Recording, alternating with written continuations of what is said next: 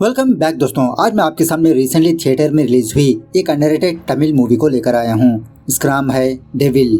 तो चलिए फटाफट से मूवी की कहानी को स्टार्ट कर लेते हैं। उससे पहले लुटा दो प्यार, फॉलो ऑन इंस्टाग्राम। कहानी की शुरुआत में ही आधी रात को एक घर को दिखाया जाता है और उस घर में एक औरत जोर जोर से चीखने चिल्लाती रहती है। जबरदस्त बारिश भी हो रही होती है।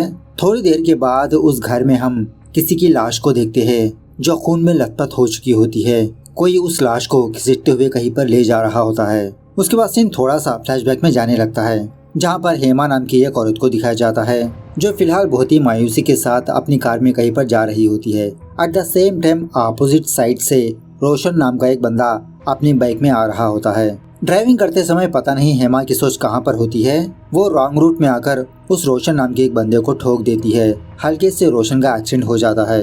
हेमा फटाफट से अपनी गलती का एहसास करते हुए अपनी गाड़ी से उतरकर रोशन को हॉस्पिटल ले जाने लगती है। हॉस्पिटल पर आने के बाद रोशन के हाथ को बैंडेज किया जाता है। शायद रोशन का हाथ कुछ ज्यादा ही जख्मी हो चुका होता है। अब हेमा पर भी वहीं पर होती है। वो अंदर से बहुत घबराई सी होती है कि कहीं रोशन का हाथ का फ्रैक्चर ना हुआ हो, और इसी तरह रोशन को बार बार सॉरी बोलने लगती है। लेकिन रोशन अंदर ही अंदर हेमा को बहुत गालियां देते रहता है कि आपकी वजह से मेरा हाथ टूट गया। उसके बाद हेमा रोशन को अपनी गाड़ी में बिठाकर उसके घर पर ड्रॉप कर देती है। खैर दूसरे दिन जब हेमा अपने घर पर होती है तो हॉस्पिटल से हेमा को कॉल आता है कि रोशन की रिपोर्ट्स आ चुकी है, आके कलेक्ट कर लें। तो हेमा और रोशन डॉक्टर के पास जाते हैं। चेकअप करके डॉक्टर कहने लगता है कि घबराने की कोई बात नहीं, बस आराम करने की जरूरत है। रोशन वापस घर आते समय किसी स्टोर में जाकर काफी सारे मैगी के पैकेट्स को खरीदने लगता है। ये देखकर हेमा को समझ में आ जाता है कि रोशन सिंगल है, इसके घर में कोई भी मौजूद नहीं और रोशन को सिर्फ मैगी ही पकानी आती है 2 मिनट में। जो भी हो, हेमा रोशन को उसके घर पर ड्रॉप कर देती है। जब वापस अपने घर पर आती है तो ये देखती है कि रोशन का फोन इसकी गाड़ी में ही पड़ा है, मतलब रोशन अपना फोन भूल गया। सो दूसरे दिन हेमा अपने हाथ से ब्रेकफास्ट प्रिपेयर करके रोशन के घर पर जाती है। उसको उसका मोबाइल देकर उसके सामने ब्रेकफास्ट रखती है और ऑलरेडी रोशन ने 2 मिनट में मैगी पका चुका होता है और ब्रेकफास्ट में पूरियां होती है और काफी दिनों बाद रोशन पूरियां खा रहा होता है। बहुत मजे के साथ खाने लगता है। हेमा को बहुत थैंक यू बोलने लगता है। हेमा कहने लगती है कि आपकी माँ को भी बोल दीजिए, वो भी आपको बनाकर खिलाएगी। इसी बातों ही बातों में हेमा को ये बात पता चलती है कि रोशन की माँ अब इस दुनिया में नहीं है, मतलब ये टोटली अनाथ है। दूसरे दिन रोशन हेमा को कॉल करके कहीं पर बाहर जाने की बात करता है क्योंकि ये तो बाइक चला नहीं सकता। तो तभी हेमा को थोड़ा बहुत गुस्सा आने लगता है कि आपने मुझे क्या समझ के रखा है, मैं आपकी काम वाली नहीं हूँ। इस तरह से रोशन को बहुत डांटने लगती है। अब बेचारा रोशन बहुत मायूस होके फोन कट करके सो जाता है। लेकिन थोड़ी ही देर बाद हेमा को ये एहसास होने लगता है कि रोशन की हालत तो इसकी वजह से हुई। तो दोबारा रोशन को कॉल करके उसको रेडी शेडी होने के लिए कहती है। तो रोशन भी बहुत खुश होता है। तो इस तरह से हेमा और रोशन किसी रेस्टोरेंट पर जाकर लंच वगैरह करने लगते हैं। जब ये दोनों वापस अपने घर पर आ रहे होते हैं तभी हेमा का कार का टायर पंचर हो जाता है। ये देखकर बेचारा रोशन अपने एक हाथ से ही टायर को रिप्लेस करने लगता है, चेंज करने लगता है। अब रोशन की मेहनत देखकर हेमा भी हल्के से इसकी मदद करने लगती है। यह होने के बाद रोशन हेमा को अपने घर पर इनवाइट करता है चाय वगैरह पीने के लिए। चाय पीते समय रोशन की घर की लाइट चली जाती है, जिसकी वजह से हेमा पसीने में डूबने लगती है, जो रोशन को हॉट नजर आती है। अब रोशन अपने आप को कंट्रोल ना करते हुए हेमा को अपनी ओर खींचने लगता है, किस करने की कोशिश करने लगता है। लेकिन हेमा रोशन को एक छापड़ लगाकर फटाफट से वहां से चली जाती है। कुछ दिनों तक हेमा और रोशन के बीच कुछ बातें ही नहीं होती। 2 दिनों के बाद रोशन अकेला ही हॉस्पिटल पर जाता है अपने हाथ का बैंडेज निकलवाने के लिए। लेकिन शॉकिंगली वहाँ पर हेमा भी आती है और अपने हाथों से रोशन का हाथ का बैंडेज निकालते हुए उसको सॉरी बोलने लगती है। मतलब हेमा भी रोशन को हल्के से लाइक करने लगती है। इस तरह से इन दोनों की लव जर्नी स्टार्ट होती है। हर रोज मुलाकात करते, कहीं पर घूमने जाते। कांडवान के बारे में मत पूछना, मैंने नहीं देखा। खैर एक दिन हेमा रोशन से मुलाकात करके वापस अपने घर पर आती है तो यहाँ पर हमको ये बात पता चलती है कि हेमा की ऑलरेडी शादी हो चुकी है। इसके हस्बैंड का नाम होता है अलेक्स। उसके बाद सीन थोड़ा सा फ्लैशबैक में जाने लगता है। एक दिन अलेक्स और उसकी फैमिली हेमा को देखने के लिए उसके घर पर आते हैं। लेकिन यहाँ पर हेमा ये नोटिस करती है अलेक्स हेमा को नहीं देख रहा, वो हमेशा फोन में चिपका रहता है। जैसा लगता है कि हेमा पर इंटरेस्ट ही नहीं। लेकिन इसके बावजूद भी हेमा और अलेक्स की शादी हो जाती है। उसी रात दोनों के फैमिलीज वाले बहुत एंजॉय करने लगते हैं, डांस वांस करते हैं। अलेक्स का घर बहुत ही खूबसूरत होता है, बहुत ही बड़ा। थोड़ी देर के बाद हेमा अपने हाथ में दूध का ग्लास लेकर अलेक्स के कमरे में जाती है और उस वक्त एलेक्स किसी से फोन में बात कर रहा होता है। खैर वो अपना फोन कट करके हेमा के पास आता है, थोड़ा रोमांटिकली मूव होने लगता है। उसी वक्त एलेक्स को दोबारा कोई कॉल करता है और ऐसा लगता है कि दूसरा वाला बंदा किसी प्रॉब्लम में है।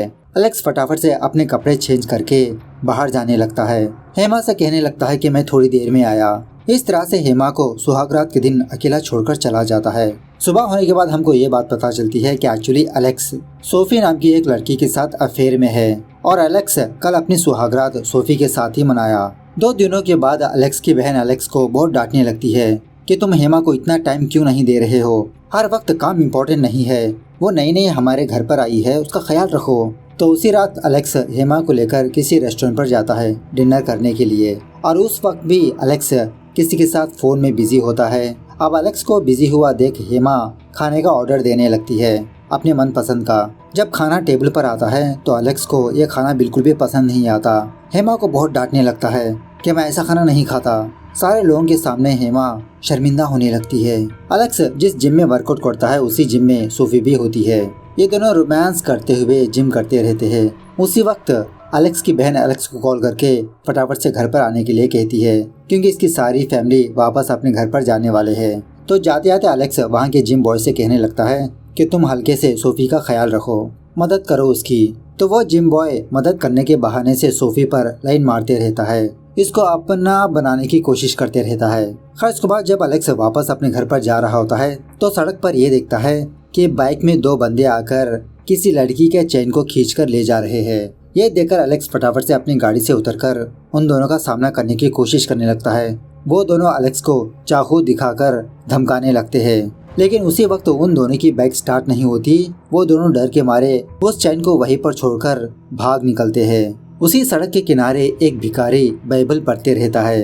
एलेक्स उस बंदे को कुछ पैसे देने लगता है तो बदले में वो बंदा एलेक्स को क्रॉस देने लगता है, एक छोटा क्रॉस। एलेक्स जब वापस घर पर आता है तो एलेक्स की फैमिली और हेमा की फैमिली वापस अपने अपने घर पर जाते रहते हैं। दूसरे दिन से हेमा बहुत ही प्यार से एलेक्स के लिए खाना बनाने लगती है, काफ़ी सारे आइटम्स। लेकिन एलेक्स तो सोफी के प्यार में डूब चुका होता है। एक्चुअली सोफी इसी के ऑफिस में काम करती रहती है। ये दोनों बाहर डिनर करते हैं। एलेक्स घर वापस आने के बाद हेमा बहुत ही प्यार से एलेक्स के लिए खाना परोसने लगती है, लेकिन एलेक्स बहाना बनाने लगता है कि मेरी तबीयत ठीक नहीं, मुझे ढंग से डाइजेशन नहीं हो रहा। इस तरह से वो सो जाता है। बेचारी हेमा बहुत दुखी होने लगती है। सुबह होने के बाद हेमा अपनी माँ को फ़ोन करके अच्छा डाइजेशन होने के लिए कौन सा खाना सही है थोड़े टिप्स लेने लगती है। उसकी माँ बताने लगती है कि कर्ड राइस अच्छा रहेगा। तो हेमा कर्ड राइस बनाकर एलेक्स के ऑफिस पर जाने लगती है, मतलब उसको लंच ले जाने लगती है। इस तरफ ऑफिस में एलेक्स सोफी को अपने कैबिन में बुलाकर हल्के से रोमांस करने की कोशिश करने लगता है, लेकिन उस वक्त सोफी थोड़ा जल्दी में होती है, एलेक्स को दूर करती है। थोड़ी देर के बाद जब हेमा एलेक्स के कैबिन में आती है, एलेक्स तो शॉक में रह जाता है। कहने लगती है कि मैं आपके लिए खाना लाई हूँ, आपके डाइजेशन के लिए अच्छा है ये खाना। इस तरह से वॉशरूम में जाती है प्लेट वॉश करने के लिए। उसी वक्त सोफी दोबारा एलेक्स के पास आकर उसको सॉरी बोलने लगती है कि सॉरी बेबी, मैं थोड़ा जल्दी में थी। इस तरह से ज़बरदस्ती इसकी किस इसे वापस देने लगती है, चुम्मा चाटी करने लगती है। उसी वक्त हेमा वॉशरूम से बाहर आकर इन दोनों को एक साथ देख लेती है। उसके बाद क्या था, हेमा बहुत दुखी होकर वापस अपने घर जाने लगती है। यही सीन मूवी के स्टार्टिंग में दिखाया गया था और इसी दरमियान में हेमा ने रोशन को ठोक दिया। इन दोनों की मुलाकातें बढ़ने लगी थी। प्रेजेंट डे पर जब हेमा वापस अपने घर पर आती है तो एलेक्स बहुत ही दुखी होता है। सीन दोबारा थोड़ा सा फ्लैशबैक में जाने लगता है। एक्चुअली एक दिन एलेक्स को ये बात पता चली कि इसकी गर्लफ्रेंड सोफी उस जिम बॉय के साथ है, मतलब अफेयर के अंदर एक और अफेयर चला रही है सोफी। एलेक्स कंफर्म करने के लिए होटल पर जाता है तो सच में उस दिन सोफी उस बंदे के साथ होती है बिस्तर पर, लेकिन सोफी को कुछ नहीं कहता। वापस अपने घर पर आता है। यही प्रेजेंट सीन है। एलेक्स हेमा के पैरों पर गिरकर बहुत माफ़ी मांगने लगता है कि सॉरी हेमा, मैंने तुमको धोखा दिया, मुझे एक लड़की ने धोखा दे दिया। अब तुम्हें मेरी जान जिगर गुर्दा हो, मैं सिर्फ तुमसे ही प्यार करूँगा। इस तरह से ये दोनों पहली बार कांड वान करने लगते हैं, एक दूसरे को समझने लगते हैं। दूसरे दिन रोशन हेमा से मुलाकात करने लगता है और हेमा रोशन को एक ज़बरदस्त शॉकिंग बात बताने लगती है कि रोशन, तुम्हारे पास माँ नहीं है ना, उस माँ की कमी मैंने पूरी की, बस मैंने तुमसे प्यार नहीं किया। इस तरह से बहुत बड़े बड़े डायलॉग्स बोलने लगती है। फाइनली रोशन हेमा से कहने लगता है, ठीक है मम्मी, मेरे पापा का ख्याल रखना, बाय बाय। उसके बाद हेमा और एलेक्स की जिंदगी बहुत ही खुशहाली से गुजरने लगती है। ये दोनों अपनी लाइफ में बहुत खुश होते हैं, बाहर घूमते हैं, एक दूसरे से बहुत प्यार व्यार करने लगते हैं। सोफी को भी छोड़ देता है ये।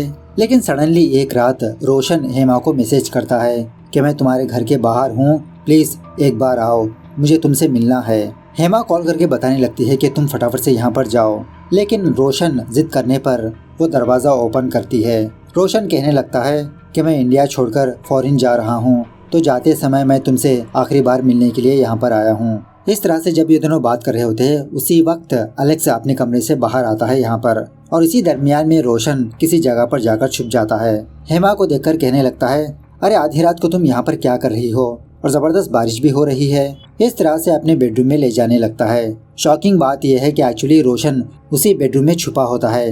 रोशन हेमा को जगाकर कहने लगता है कि तुम दरवाजा ओपन करो, मैं यहाँ से चले जाऊंगा। जब मेन दरवाजे के पास आते हैं तो रोशन हेमा को हक करके बहुत मिस करने लगता है। उसी वक्त एलेक्स अपने कमरे से बाहर आकर इन दोनों को एक साथ देख लेता है। उसके बाद क्या था, एक चाकू लेकर हेमा और रोशन को मारने की कोशिश करने लगता है। जबरदस्त तरीके से हाथापाई होने लगती है। इसी दरमियान में रोशन गलती से एलेक्स को मार देता है। अपने पति की लाश को देखकर हेमा बहुत फूट फूट के रोने लगती है कि अभी अभी इसकी जिंदगी स्टार्ट हुई और इतना जल्दी खत्म भी हो गई। रोशन को गालियां देने लगती है कि तुम्हारी वजह से मेरी जिंदगी बर्बाद हो गई। पहले तो रोशन हेमा से कहने लगता है कि हेमा तुम फिक्र मत करो, मैं खुद पुलिस के पास जाकर सरेंडर हो जाऊंगा। लेकिन थोड़ी देर के बाद दोबारा हेमा से कहने लगता है कि नहीं हेमा, हम दोनों एक दूसरे के साथ जिंदगी गुजारेंगे, पहले हम दोनों को एलेक्स की लाश को ठिकाने लगाना होगा। इस तरह से एलेक्स की लाश को एक बड़े से कपड़े में लिपेट देते हैं। बाद में रोशन हेमा से कहने लगता है कि तुम यहीं पर रुको, मैं अभी थोड़ी देर बाहर जाकर आता हूँ। इस तरह से ये प्लेस फाइंड आउट करने के लिए बाहर चला जाता है। अब घर में हेमा अकेली होती है तो हेमा के साथ कुछ अजीब से इंसिडेंट्स पेश आने लगते हैं। अचानक से हेमा के सामने एलेक्स के माँ बाप, हेमा के माँ बाप प्रकट होकर बहुत फुट फुट के रोते रहते हैं, हेमा को बहुत मारते पीटते रहते हैं। इसी दरमियान में हेमा ये देखती है कि एलेक्स की लाश हवा में उड़ रही है। बाद में पता चलता है ये सब कुछ हेमा का एक नाइटमेयर है, इसने बुरा ख्वाब देखा। खैर बहुत देर हो चुकी होती है, रोशन अभी तक नहीं आया। यही चेक करने के लिए हेमा रोशन के घर पर जाती है तो इसको जबरदस्त शॉकिंग बात पता चलती है। रोशन ने इसके लिए एक लेटर छोड़कर गया कि इस मामले को संभाल नहीं पाएगा, ये इंडिया छोड़कर जा रहा है। ये लेटर पढ़ने के बाद हेमा के तो होश ही उड़ जाते हैं, बेचारी टूट के बिखर जाती है। इसी दुख के साथ वो पैदल ही बाहर जाती रहती है। इसी दरमियान में हेमा ये देखती है कि कुछ पुलिस वाले पेट्रोलिंग कर रहे हैं। पुलिस वालों को देखकर हेमा किसी जगह पर छुपने लगती है और तभी ये देखती है कि एलेक्स की डेड बॉडी हेमा को फॉलो कर रही है। मतलब ऐसा ये इमेजिनेशन करती रहती है। इससे भी बचकर भागती रहती है तो किसी जगह पर आकर ये बेहोश गिर जाती है।